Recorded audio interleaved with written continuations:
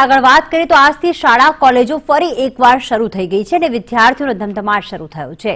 ધોરણ 10 અને 12 કોલેજના છેલ્લા વર્ષના અભ્યાસની શરૂઆત થઈ ચૂકી છે। લેખિત સંમતિ બાદ જ વિદ્યાર્થીઓને શાળા કોલેજમાં પ્રવેશ આપવામાં આવ્યો। કોરોના વાયરસની તીવ્રતા ઘટતા ફરી એક વખત શાળા કોલેજની શરૂઆત કરાઈ છે। શાળા કોલેજમાં કોરોના ગાઈડલાઈનનું પાલન એટલું જરૂરી છે। શિક્ષણ કાર્યની સાથે બાળકોના હિતનું પણ ધ્યાન રાખવામાં આવશે। આપ જોઈ રહ્યા છો અલગ અલગ દ્રશ્યો કે ઢોલ વગાડીને એક તો વિદ્યાર્થીઓનું સ્વાગત કરવામાં આવ્યું, ત્યારબાદ વિદ્યાર્થીઓ જ્યારે પ્રવેશ્યા શાળા કોલેજમાં ત્યારે હેન્ડવોશ અને સાથે સેનિટાઈઝર આપીને તેમને કોરોના સંક્રમણથી બચાવવાનું તેમના હિતને ધ્યાનમાં રાખીને ધ્યાન રાખવામાં આવ્યું। સાથે સોશિયલ ડિસ્ટન્સનું પણ એટલું જ પાલન કરાવવામાં આવ્યું। સામાન્ય રીતે એક બેન્ચ પર 2 કે 3 વિદ્યાર્થી બેસતા હોય છે, પરંતુ એક બેન્ચ પર એક જ વિદ્યાર્થીને બેસાડવામાં આવ્યા અને આખરે ચોથા દ્રશ્યોમાં આપ જોઈ રહ્યા છો કે સફળતાપૂર્વક શિક્ષણ કાર્યની શરૂઆત આખરે થઈ ચૂકી છે। આપણે જણાવી દઈએ કે અગાઉ પણ ડિસેમ્બર માસમાં શાળાઓ નવેમ્બર માસમાં શાળાઓ શરૂ થવાની હતી, પરંતુ દિવાળી બાદ કોરોનાનું સંક્રમણ વધતા તે રદ કરવામાં આવ્યું હતું અને આખરે 11 જાન્યુઆરી એટલે કે આજથી ધોરણ 10 અને 12ની શાળાઓની શરૂઆત। પણ અમે એના માટે જાગૃતિ અભિયાન જેને કહી શકાય અને અમારા શિક્ષકોને આચાર્યોને પણ અમે આ અંગે તકેદારી રાખવા માટે જણાવ્યું છે અને ન્યૂ નોર્મલ હું અપેક્ષા રાખું છું કે ઝડપથી થઈ જશે। બાપુ, કેટલાક વાલી મંડળો છે હજુ પણ શાળા ખોલવાના સામે વિરોધ કરી રહ્યા છે, નારાજગી છે, શું કહેશો? હું વિરોધ કરનારને વિનંતી કરું છું કે હવે જેમ બાકીના બધા જ કામ ચાલુ થઈ ગયા છે, ગુજરાતમાં માનનીય મુખ્યમંત્રીશ્રીના, માનનીય આરોગ્ય મંત્રીશ્રીના પ્રયત્નોથી, સમાજના સહકારથી જેવી રીતે દિવસે ને દિવસે કોરોનાના કેસ ઘટતા જાય છે, સાજા થવાના કેસ વધતા જાય છે, આ સંજોગોમાં આપણે ક્યાં સુધી વિરોધ કરીશું? મારી વિરોધ કરનારને પણ નમ્ર અપીલ છે કે આ કામમાં આપણે જોડાઈ જઈએ। આ આપણા બધાનું કામ છે।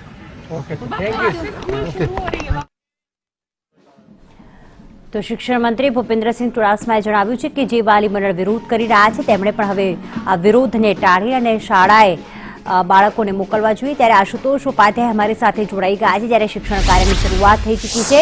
આશુતોષ, શિક્ષણ કાર્યની આખરે શરૂઆત થઈ ચૂકી છે, ખાસ એ જણાવશું કે બધી જ વાતનો નિયમોનું ધ્યાન રાખવામાં આવી રહ્યું છે, પરંતુ શું શાળાના સમયમાં ઘટાડો કરવામાં આવ્યો છે કે પછી રાબેતા મુજબ જેમ લોકડાઉન પહેલા શાળા ચાલતી હતી એવી રીતે જ બાળકો માટે અભ્યાસ માટે એ સમય જે છે રાખવામાં આવ્યો છે શાળાનો?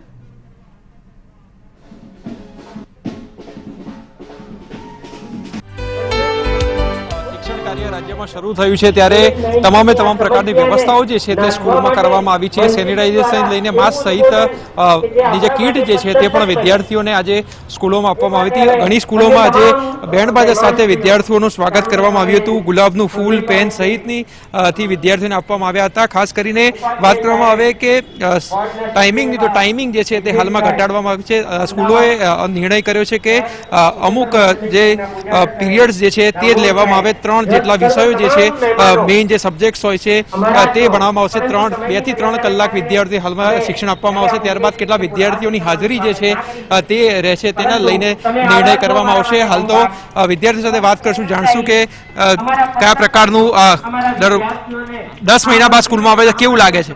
સારું જ લાગે છે। ઓનલાઈન ભણતા હતા, કયા પ્રકારની તકલીફનો સામનો કરવો પડતો ને સ્કૂલે આજે આવીને કેવું લાગ્યું?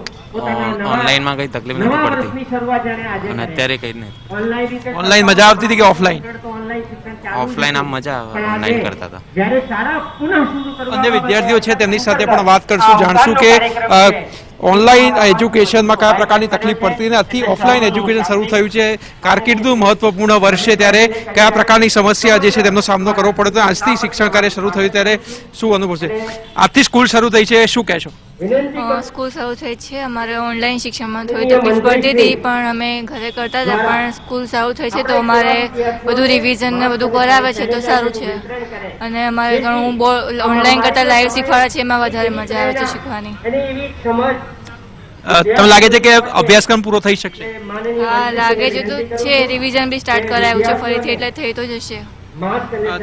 તો વિદ્યાર્થીઓ જેઓ કહી રહ્યા છે કે સિલેબસ જે છે તે પણ પૂરો કરી દેવામાં આવશે, કારણ કે મે મહિનામાં પરીક્ષાનું આયોજન કરવામાં આવ્યું છે અને કહી શકાય કે લોકો વિદ્યાર્થીઓ જે છે તે પણ હવે શાળાએ આવી થઈ છે. ડીઓ સાથે જ્યારે સંદેશની વાતચીત કરી ત્યારે તેમણે પણ જણાવ્યું કે 40 થી 50% વિદ્યાર્થીઓના વાલીઓની સંમતિ જે છે તે પણ આવી ચૂકી છે અને તમામે તમામ વિદ્યાર્થીઓ જે છે તે ઉત્તરાયણ પછી સંખ્યા તેમની વધશે. હાલમાં શાળાનો જે છે કાર્યક્રમ હાલમાં શરૂ થયો છે. આવકાર કાર્યક્રમ જે છે તે રાજ્ય સરકાર દ્વારા આયોજિત કરવામાં આવ્યો છે. વાત કરવામાં આવે તો તમામે તમામ જિલ્લામાં મંત્રીઓ અને ધારાસભ્યો વિવિધ સ્કૂલોમાં જઈ રહ્યા છે અને વિદ્યાર્થીઓને આવકારી રહ્યા છે. તેમને સેનિટાઈઝર અને માસ્ક છે તે પણ અહીંયા વિતરણ કરવામાં આવશે. જે વિદ્યાર્થીઓ આજે પ્રથમ દિવસે સ્કૂલમાં આવ્યા છે તેમને કીટનું વિતરણ જે છે તે પણ કરવામાં આવી રહ્યું છે. મંત્રી કૌશિકભાઈ પટેલ જે છે તે નારણપુરાની નેશનલ સ્કૂલ ખાતે ઉપસ્થિત થયા છે અને વિદ્યાર્થીઓને તેઓ હાલમાં કીટનું વિતરણ કરી રહ્યા છે. વિદ્યાર્થીઓમાં ક્યાંકને કચાશ ન રહે, સુમેળભર્યું વાતાવરણ સ્કૂલોમાં સર્જાય, વાલીઓ પણ ચિંતા ન રહે તે પ્રકારનું આયોજન જે છે તે રાજ્ય સરકાર દ્વારા કરવામાં આવ્યું છે અને મંત્રીઓ જે છે તે પણ વિવિધ સ્કૂલોમાં જઈ રહ્યા છે. જી બિલકુલ, આભાર આશુતોષ તમામ વિગતો માટે. તો પ્રથમ દિવસે જ વિદ્યાર્થીઓનું સ્વાગત કરવામાં આવ્યું ત્યારે કોરોના ગાઈડલાઈનનું પાલન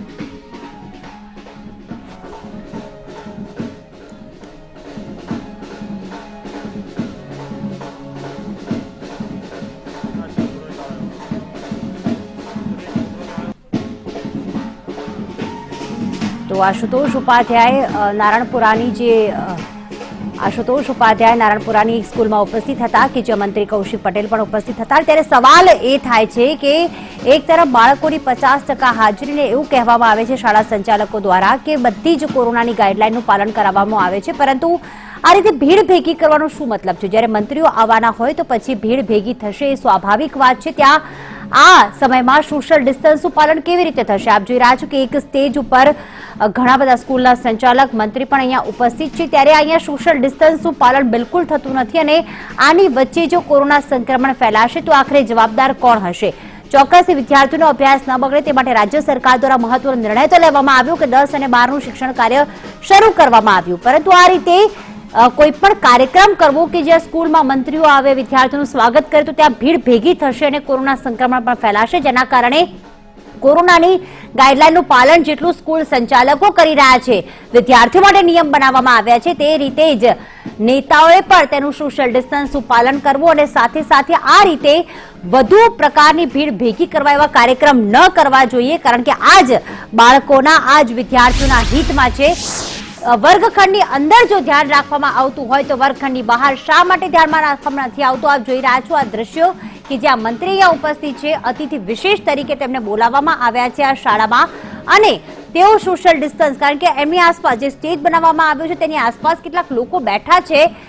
કદાચ આ એક વાત એ છે કે જો કદાચ તે ન આવ્યા હોત તો પછી આટલી ભીડ ભેગી ન થઈ હોત અને એટલા જ માટે શાળાઓની શરૂઆત તો થઈ ગઈ છે, પરંતુ ઓડિશામાં જે સ્થિતિ સર્જાઈ, 8મી જાન્યુઆરીથી શાળાઓ શરૂ થઈ અને 31 જણા સંક્રમિત પણ થઈ ગયા છે. હવે આજથી જ્યારે શાળાઓ શરૂ થઈ ગઈ છે ત્યારે નેશનલ સ્કૂલમાં મંત્રી કૌશિક પટેલ અહીં પહોંચી ચૂક્યા છે વિદ્યાર્થીઓનું સ્વાગત કરવા માટે, પરંતુ આ ભીડ એક ભેગી કરવામાં ખાસ એક ચોક્કસથી કહી શકાય, કારણ કે તેમને આવકારવા માટે બોલાવવામાં આવ્યા હતા, પણ તેમની સાથે કેટલોક સ્ટાફ અને કેટલાક સંચાલકો પણ આવ્યા હતા. અમદાવાદમાં સ્કૂલ છૂટવાના સમયે આ મંત્રી પહોંચ્યા.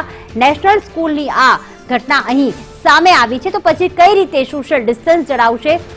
જ્યારે સ્કૂલો રાબેતા મુજબ શરૂ થઈ ગઈ છે ત્યારે માત્ર સ્કૂલોમાં સ્કૂલના સંચાલક એટલે ટ્રસ્ટી કે પ્રિન્સિપાલ, શિક્ષકો અને બાળકો જ હોવા જોઈએ. બિનજરૂરી ભીડ ભેગી કરીને સોશિયલ ડિસ્ટન્સના ધજાગરા ન ઉડાડવા જોઈએ અને નિયમોનું પાલન જ્યારે વિદ્યાર્થીઓ કરી રહ્યા છે, સંચાલકો કરી રહ્યા, ત્યારે એક જ સ્ટેજ ઉપર લગભગ આપ જોઈ રહ્યા છો કે 20 લોકો અહીં ભેગા થયા છે અને જ્યારે સ્કૂલ છૂટવાના સમયે આ ભેગા થયા છે ત્યારે વિદ્યાર્થીઓ સાથે કદાચ તેઓ વાતચીત કરશે કે પછી સ્કૂલમાં વિદ્યાર્થીઓને માસ્ક અને સેનિટાઈઝર વિતરણ તો કરવામાં આવ્યું, એટલે કે એકવાર બચાવવાની કોશિશ કરવામાં આવે ત્યારે બીજી તરફ આ રીતે ભીડ ભેગી કરવામાં આવે છે.